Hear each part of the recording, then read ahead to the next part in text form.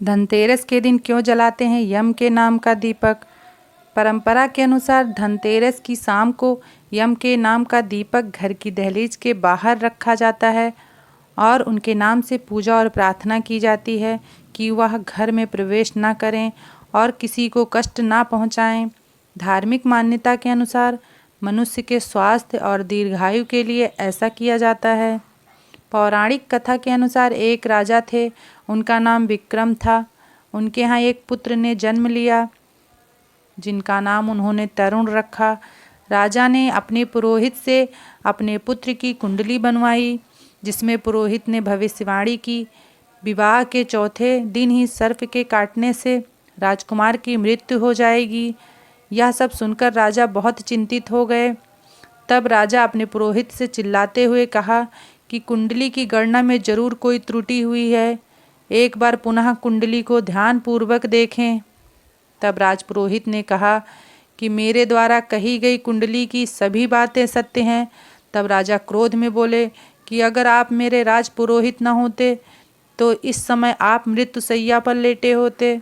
राजा का क्रोध देखकर राज्यसभा में सभी लोग डर गए। इसके बाद राजा विक्रम ने अपने पुत्र की जन्म कुंडली राज्य के 3-4 प्रसिद्ध ज्योतिषाचार्य से बनवाई, किंतु परिणाम वही रहा। राजा ने दरबार में सभी को चेतावनी दी कि कोई भी इस बात का वर्णन हमारे पुत्र के सामने न करे, अन्यथा परिणाम भयंकर होंगे।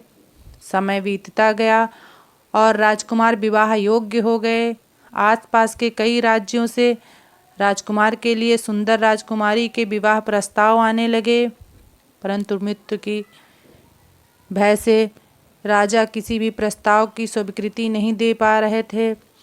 राजकुमार की माता ने कहा कि मृत्यु के भय से राजकुमार को पूरी उम्र कुंवारा नहीं रखा जा सकता। तब राजा ने अपने पुत्र के साथ राजकुमारी नैना के विवाह की स्वीकृति दे दी। राजकुमारी नैना देखने में जितनी सुंदर थी उतनी ही वह प्रखर बुद्धि की थी।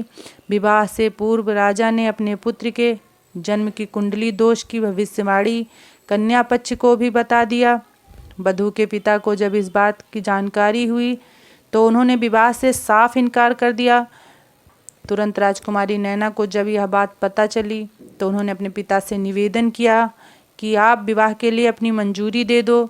तो वधू के पिता ने आशंकित मन से विवाह के लिए मंजूरी दे दी।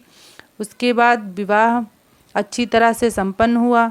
विवाह के चौथे दिन राजकुमारी नैना अपने पति के प्राणों को बचाने का दृढ़ निश्चय किया।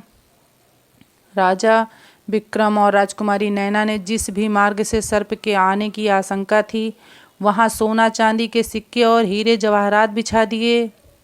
पूरे महल को रात भर के लिए रोशनी से जगमगा दिया गया ताकि सर्प को आते हुए आसानी से देखा जा सके। राजकुमारी नैना ने राजकुमार से निवेदन किया कि वो रात भर न सोएं और कहानी सुनाएं। राजकुमार नैना को कहानी सुनाने लगे। मृत्यु का समय निकट आने लगा और मृत्यु के देवता यमराज पृथ्वी की ओर प्रस्थान करने लगे। क्योंकि राजकुमार की मृत्यु का कारण सर्पदंश था, इसलिए यमराज ने सर्प का रूप धारण किया और महल के भीतर राजकुमार के कमरे में प्रवेश करने का प्रयास किया।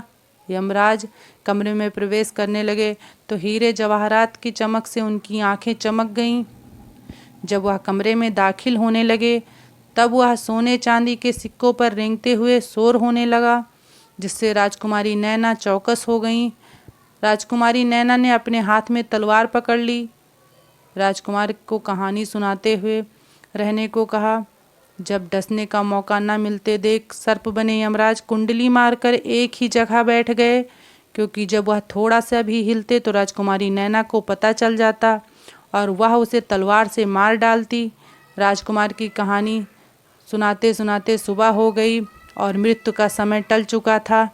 यमराज राजकुमार के प्राण लिए बिना ही यमलोक को वापस चले गए। राजकुमारी नैना ने कुंडली भविष्यवाणी को अपने दृढ़ निश्चय से निष्फल कर दिया। तभी से माना जाता है कि धनतेरस के दिन अपने घर के बाहर यम के नाम का दिया जलाते हैं ताकि यम उनके परिवार को कोई नुकसान न पहुंचा पाए। वीडियो कैसी लगी कमेंट में ज़रूर बताएं। वीडियो पसंद आए तो वीडियो को लाइक, चैनल को ज़रूर सब्सक्राइब करें। धन्यवाद।